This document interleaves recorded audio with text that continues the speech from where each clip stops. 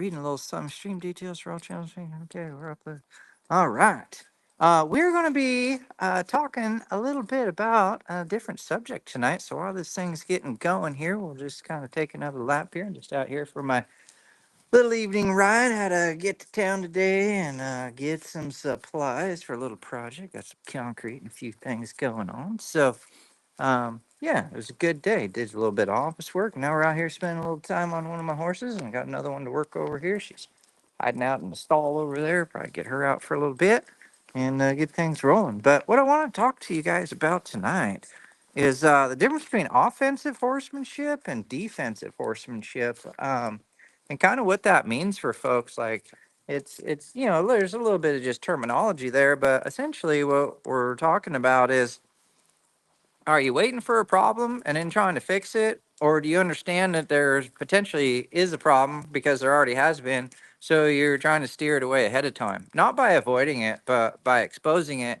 and working on it. Like for instance, we were in we had our Zoom meeting for equine masterclass last night, and one of the gals was asking, she's like, "Man, my horses are really herd bound, and so I've been going ahead and tying them up a little bit and working on a few things, separating them here and there." And I was like, "Well, how long are you doing it for?" And she's like, "Well, 15, maybe 20 minutes, max, 15 to 30 minutes." But I thought to myself, I don't think I've ever fixed herd bound behavior in under 30 minutes. And, there's lots and lots of layers to herd bound behavior. It's not just a matter of tying them up. But I was like, if I'm going to tie a horse up and work on his herd bound behavior, he's probably going to be there for a bit longer than 15 to 30 minutes. Because what you need to do is you need to wait for a change in the horse. And if he's 20 years old and he's been herd bound his whole life, it's probably going to take him more than 20 minutes to be away from his buddy to be like, oh, we're good. So there's lots of different layers and stuff. But my point is this is, she's where she's at now, and so it needs to be worked on. But in a perfect world, it'd be like, okay, what did we do to get here? All right, what did we do to get here? So maybe like every time the horse pawed the fence, then he got fed. Maybe he got a little anxious at one point and he got away or put away. Maybe you pulled home from an outing and he's in the trailer and you feel bad because he's been in there for 48 minutes and it's 65 degrees out and there's literally nothing wrong with him in the trailer, but you're like, I got to get him out. I got to get him out. It's like, okay. And then, that goes on. So then as he grows up, he just gets to be more and more and more anxious. And maybe we don't realize that, but maybe that's happening. And then one day you're like, I got to fix this. So it's not a criticism here. I'm not criticizing her. We'll help her where she's at. I'm just trying to explain for the general concept. In a perfect world, what could we do? Well, knowing that a horse could get herd bound in a perfect world, be like, well, what could we do as we're developing this horse to help him not become all weird and herd bound, right? So like if he's anxious, we'll wait until he's not anxious. If I just got home from a trip, don't let your horse out immediately. You could wait 20 minutes. And I just say, some people are like, oh my God, you can't do that. He's been in the trailer for 48 minutes, Steve, or whatever the thing is. It's like, tell your horse this. Be glad we're not driving to Texas today and assume that you live in Montana. Okay. Like a 3-day trip, maybe. Right. Your 48 minutes seems long because you're only used to driving 15 minutes to work. So you drive 48 minutes, you're like, oh my God, it's at the end of the world, or 3 hours or 8 hours or whatever people think is long for a horse. Okay. It's just in your own mind that it's long. Right. A horse doesn't have a clock on. He doesn't know. Okay. So he'll do whatever you prepare him for. So maybe 48 minutes is long. So like start hauling him 10 minutes, then 20 minutes, then 30 minutes, these short trips. All right. But then leave him in there. And next thing you know, he's like, you know what? I am where I need to be.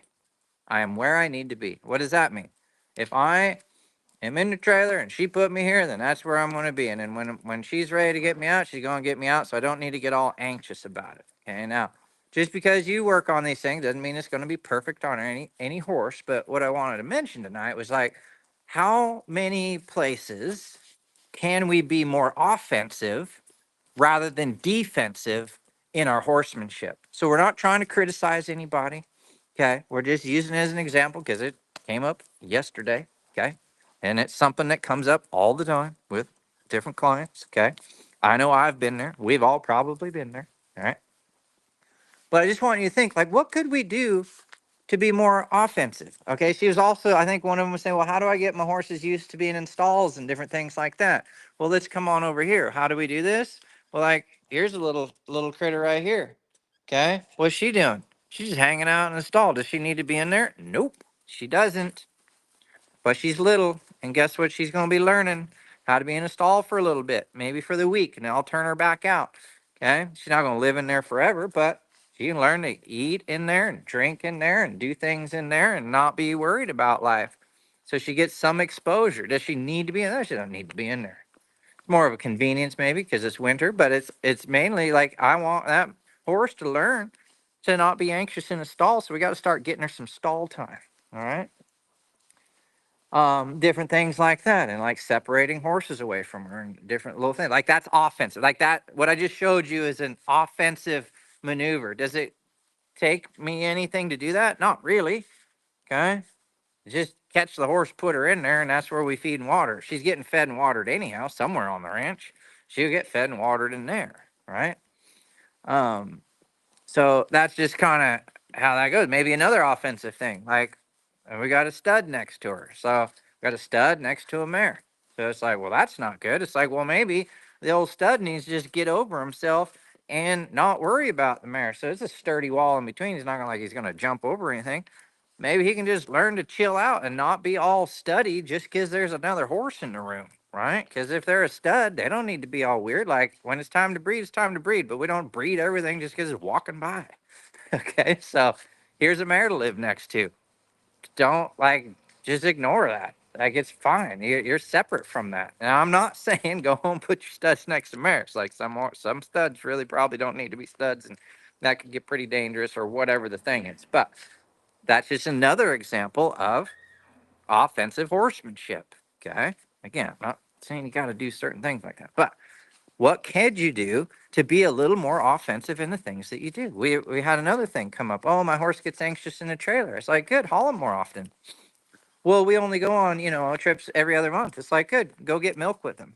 Go check the mail. Like, put him in the trailer, drive to the end of the road, get your mail, drive down the road, turn around at the next cul-de-sac or whatever, come back home, leave him in the trailer for 30 minutes, take him out, put him away. You drove, to the end of the driveway to get your mail, assuming your horse is home with you and all that, right? It's fine. You're like, well, why would I do that? Well, why wouldn't you do that? You're going to wait till, 2 months, once every 2 months to haul your horse and then wonder why he's all weird in a trailer? Of course he's weird in a trailer. He never does it. A little thing like that. I remember there was a point in time I was I used to travel full time on the road. Okay. For about 10 years, I lived on the road. And every winter, I would pull over somewhere, and normally a client would be gracious enough to let me stay at their place for a few months there. Right. So I was staying at this place, and I liked the people and everything. The location was good, but they didn't have like an indoor arena. They didn't have anything. They didn't have anything. They just had a pasture, which is fine. I love my horse being on pasture. But one time, it rained for 30 days straight. 30 days. It did not, like, it'd stop for an hour and then it'd be on again. And I had a shelter for them, but they'd get soaked and they had blankets on and stuff. So every night for a whole month, I'd catch them, put them in the trailer. I'd leave their blankets on. They would dry out in the trailer because it was kind of an insulated trailer. They'd get their hay and water and grains. Everything's in the trailer. They'd be standing in the trailer all night, 6 to 8 hours, whatever. And then I'd let them out and they'd be out in the rain all day. And then I catch them up. This is like, I don't know, 30 years ago, however long. It's been a long time. And next night, did it again. Next night, did it again. Guess what happened after about 2 or 3 days of that for the entire month? What do you think those horses did every night? Guess who was at the gate every night?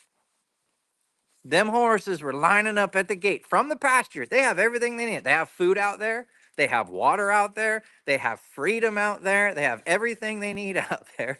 They have shelter out there. But guess what they would do? They would meet me at the gate to go in the trailer. Why? Because the trailer became a nice, comfortable place. Now I could say in my mind, oh, I can't keep a horse in a trailer for more than 48 minutes. Well, that's a me problem. That's not a them problem. Okay. How many of you have ever, say, boarded a horse out in the country and then you take him to town and he's all nervous about traffic? I've even heard of like mounted police horses like they work in town, and then when they get out of town, they get scared of the wilderness, like the trees and stuff. They've never seen trees, but you could stand them next to a taxi and a police car with a siren on, it wouldn't bother them. And whatever noises go on in the city, because that's what they're used to. You take them out to the country and they get scared. So my point is this: they're going to get used to whatever their environment is. It's just the way it is. Are they going to love it? I mean, sure, some horses are just not meant to be wherever, but the majority of horses, if that's their thing, they're just going to get used to it. Okay. So don't be afraid to kind of reach out there, and if you know your horse needs to be a certain way in a certain environment that you have provided them with, then do what you can to adjust them, I guess. Be offensive. All right. So let's see here. Um oops. Okay. So let's do this. Let's hear from you guys. What is one thing you could do to be offensive with your horse? Hilarious content. Robert. Hi, Robert.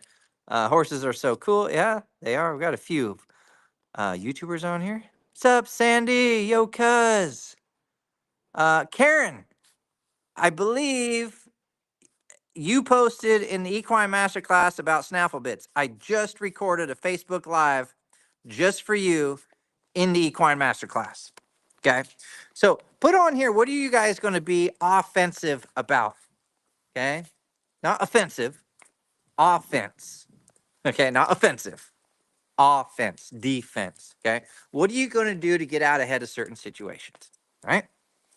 Some of you might say, well, my horse isn't good with a mounting block, and my horse isn't good at tacking up. My horse isn't good with his feet. Cool. You could do all those things in the winter. You get him out, not ride him, just work on handling his feet for 20 minutes instead of just picking it up and not realizing he's horrible or something. You know, just little things like what could you be doing instead of, say, waiting for the farrier once every 6 to 8 weeks and then he's just a shit show.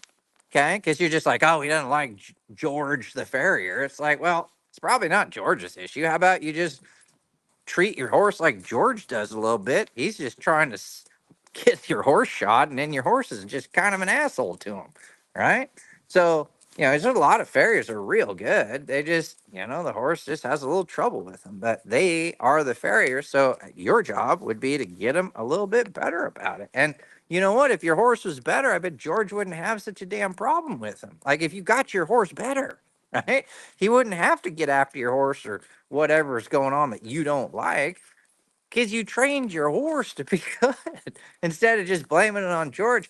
Like, could you put 6 weeks of actual foot handling, like real foot handling? Not like I picked it up and picked his foot for 38 seconds, but I picked his foot up and I held it for like 5 minutes and I torqued it weird and I held it and like I was actually shoeing the horse like he does. Okay. Not picking the feet and shoeing the feet are totally different things. Okay. Picking the feet's a good start. That is not shoeing the horse. Okay. Little thing. So put in here, what are you going to do to be offensive? Let's see. Change it up. Hit the fairgrounds. I like that. Recognizing the amount of time Bear Man needs to for a mental warm up that day. Yeah. Bear needs a little bit of a one. Apparently, horse trailer etiquette. No more broken hands. Whoa. Yikes, don't be brain. I'll go with trailer loading, hauling. I like that. Hauling, trailer loading and hauling for $20. Okay. Improve the backup. I like that. These are good ones. Even if you guys are on here for the replay, let me know, like in the chat, what you're going to do to be more offensive. And then for those of you that are like, you know what, Steve, I don't even know what the hell you're talking about, but this does sound interesting and I would like to learn a little bit more. And your psychology seems a little bit different than kind of the mainstream. You can always join us on Equine Masterclass. It's equinemasterclass.com. And we've got a whole bunch of pathways and videos on there and instructions and books and a whole bunch of stuff you guys have access to, plus the Zoom calls, plus the community, all the things. You can join us over there on Equine Masterclass to get this stuff started. We just got a new member on there. I think it was yesterday, maybe the day before. And she's like, I went in and I started watching your videos. And she's like, I am blown away by the concepts and the philosophy and the exercises that you teach. She says, I've been around horses my whole life. I've studied lots of other people. She says, what I'm seeing in this equine masterclass is totally different than everybody else. And she's like, this really makes sense to me. And I'm like, yeah, we're practical. We're not like, oh, your horse doesn't like the trailer. We'll get a bigger trailer. Maybe paint your trailer. Maybe just don't haul him because he doesn't like to be hauled. Maybe just leave him home so he can be a loser and not have a life and experience things. Okay. We're not that outfit. That is not us. Okay. Your horse is 38 years old. He's two-legged. He should have been put down 5 years ago. Yeah, he doesn't need to be in the trailer. Okay. But with that being said, if he's athletic, he can handle it, do things. Take him on some field trips. Let him go do some things. Let him get out. Let him experience life. Let him be a horse. It's what you got him for. You got him to enjoy him. If he doesn't want to be enjoyable, join us so we can teach him to be enjoyable. Because I promise you, 90% of the issues that you may be having with your horse, they're not horse issues. They're a you issue. They're a me issue. Okay. If there's any issues going on down here, it's more up here than it is down there. It's this here, the mindset. Are you okay with breaking the 48-minute mark with your horse in the trailer? Are you okay with taking him down to the mailbox and back just because? Are you okay driving around town with your trailer hooked up? Are you okay putting the stud next to the mare? Are you okay? Like, just again, you don't have to do all these things. I'm telling you, I'm just trying to get your brain kind of like, oh, that makes sense. This is this thing. Okay, that makes sense. Because I tell people this all the time. Don't change your life just because there's a horse in the room. What does that mean? A lot of you understand these exact principles that I'm telling you when it comes to your dogs, your children, your husbands, your wives, your neighbors, your friends, your family. You're like, oh yeah, we don't let Uncle George get away with this. Like, I lay the law down and these are the boundaries and whatever. But then when the horse shows up, you're like, oh, I can't do that. That's prey animal. It's like, well, that's why your horse is all messed up. You know some of this stuff. You left it at home because you're like, oh, it's different. No, it's not hardly any different. I mean, are there some principles? Yeah, it's a prey animal and not a predator and all that. But you don't have to just totally throw out everything that you know about life just because you showed up with your horse. Okay. I see so many people do that. And when I make that statement, if I were to write it out, do not change your life just because there's a horse in the room. I capitalize it. Life, capital L, capital I, capital F, capital E. Do not change your life just because there's a horse in the room. Thinking about it. Okay. That does not mean you have to be hard on the horse. I mean, just be consistent, be a good leader, be focused, have some empathy for the horse. Well, he hasn't seen me for a week and a half. No wonder he's an ass. Some empathy for the horse, right?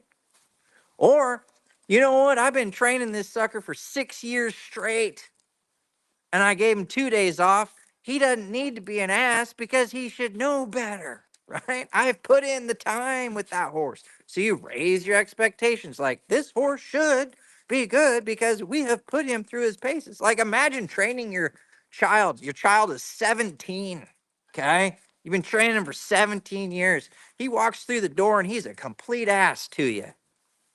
What's going to go on? Like, something's wrong. Something not like, the kid, right? So you make an adjustment. You're not just going to tolerate certain things, right? You're like, he got 17 years of training, So as a parent, you should kind of know you don't just totally fold at that moment just because they roll in like that. You lay down whatever the consistency was for that child. And I'm not saying you got to be hard on them or anything. What I'm saying is, whatever you've been doing with that kid, continue doing it at that moment, right? Just the same with your horses. A lot of people, they make so many damn excuses for their horse. The horse is like, you know what? That is a great excuse. You know what? My back is sore. And I think my tooth is sore. My back, my nostril, my eyeball. I'm obviously blind. That's why I'm spooking. Oh, my feet must be crooked. That's why I can't change a lead. Oh, my back is definitely sore. That's why I don't canter. It's like, holy hell. Could all those things be true? Absolutely, they could be true. But they need to be true after you do the first thing that's important, is get into the horse's mind and figure out what he's thinking and how to have these conversations with him so that if his back is actually sore, you can make a calculated estimation about it because you know that horse so well. You're not just like, well, he doesn't want to listen. So it's like, no, there's got to be more to it than that. Okay. Like when that kid comes home and he's having a bad day, you should know enough about that child that you know kind of what's going on. You may not know the exact thing, but you're like, okay, something's off. He's normally good, so I'm gonna get to the bottom of this situation and see what it is. Maybe he just needs some time with the parents and hang out. Maybe he needs to go see some friends. Maybe he needs some time off. Maybe he needs less time off. Maybe he needs more video games. I don't know what the answer is, but as a parent, you're gonna make an educated decision because you know him so well. You don't just haul the kid down to 13 specialists just because he had a bad day. Oh, I got to get a vet check on my son because he's having a bad day. No, you wouldn't do that with your kid. You wouldn't waste the doctor's time. I mean, if he's grabbing his belly and falling on the floor or something, that's one thing. But if he just has an attitude one day, you're not calling all the specialists. You're just like, well, he had a bad day. Let's see if we can change that. Okay. And a lot of times, if you just wait another day, he's probably fine. So, anyway, these are just some ways to think about it. I'm not saying you got to do any of this, but what we try to do is we take the basic exercises all the way to the advanced exercises, and we figure out ways that we can apply a certain psychology and mental outlook towards the program, whatever that might be for you, so that you can get a better outcome with your horse. Because at the end of the day, we just want to have fun with our horses.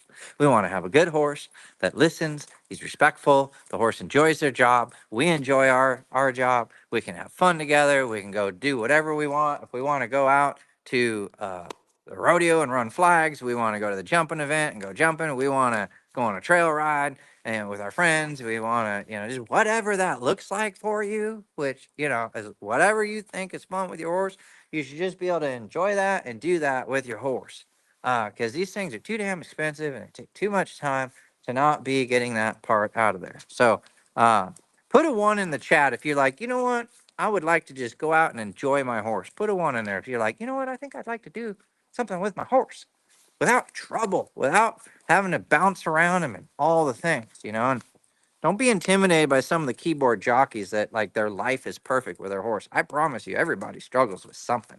Them people that say their world is perfect. You know what I've never seen from them folks? I ain't never seen a video of their perfection. I'll tell you that much. If they're commenting real hard, they will not post a video of this fantasy world that they've created. Okay. I had one guy one time I think he was critiquing the trailer loading or something. He's like, I would never do that. And I was like, cool, show me what you're doing. And he's like, oh, it works every time. I was like, just cool, send a video. I'd love to see it. I'm curious. I'm curious. I'm not saying my way is the only way. What I'm saying is, if you have a better way and you're positive, send me a video. I'd love to learn about it. So what does he do? He was good. He filmed his session, and then he's like, he wrote me back, and he's like, yeah, this didn't go as good as I thought it would, but I promised you a video, so here's the video. And it was kind of horrible. But what was cool was he's like, you know what? Respect for you, brother. Because, like, what you're showing actually worked. What you're showing, you're going to stand by. And what you're showing, you're actually showing. And here, like, he was basically like, I kind of mouthed off about it. But then when push come to shove and I tried it, it didn't work for like his method or whatever. It just didn't work that day. And he's like, it normally did. And I was like, that's why I do what I do. The consistency rate and the performance factor that comes from this method, percentage wise, is way higher than anything else I've ever done. And that's why I do it. That's why I promote it. That's why I preach about it. Okay. Because I want people to be successful like I am. All right. Doesn't mean I don't struggle. Doesn't mean I don't have problems. Like, I'm riding this horse tonight because he needs to get better, right? So you still got to put the time in and stuff. I can't just leave him parked and have him get better. Stuff takes time. So, all right. Well, I was just going to get on here for about a minute. I think this has been more than a minute. Let me see. We're at 24 minutes. So I think I've gotten enough for you guys this time. So, any rate, hope you guys are having a good night. Bunch of ones in the chat. Yeah, just go enjoy yourselves. Well, Robert, you know what it is. I think I haven't eaten all day. I had a muffin or something. Just got back from town. Uh, Bunch of stuff going on. So if you guys like these lives, put a like in the chat, hearts. You can bang on that thing, do whatever you like. And I will be trying to do some more of these things. But just let us know if you guys like these things. Uh, Be safe out there with your horses. Have fun with your horses. And you know what? Don't be afraid of making mistakes. And don't worry about all them internet warriors that have a perfect life and maybe you're struggling a little bit. Me and my people, we stick together, we work hard, and we overcome these things eventually. And we uh, praise each other when we struggle, and we help each other when we struggle, so that we build a nice, strong community. Right, wrong, or indifferent, we build it. Okay, we support each other through the troubles, because if you've ever ridden a horse, you've ever done this for real, you've had troubles, and you're still going to have some troubles. But how resilient are you, and what type of plan do you make when it's time to overcome that issue? That's what's going to separate you between where you're at and where you want to be with your horses in the future. So, all right, I'm going to get out of here. You guys have a good night. Oh, Pam's on here. Howdy, Pam. Pam Lado's in the house. Katie's on here. Christina, Cheryl, Rusty. Yeah, Rusty. We'll see you. Yeah, that's going to be, we'll see him. Karen's on here. Cool. Karen's on it. Yeah, Karen, you get double videos tonight. All right. All right. I'll keep riding. All right. You guys have a good night. I'm out. Whack those buttons. We'll catch y'all later. Have a good night.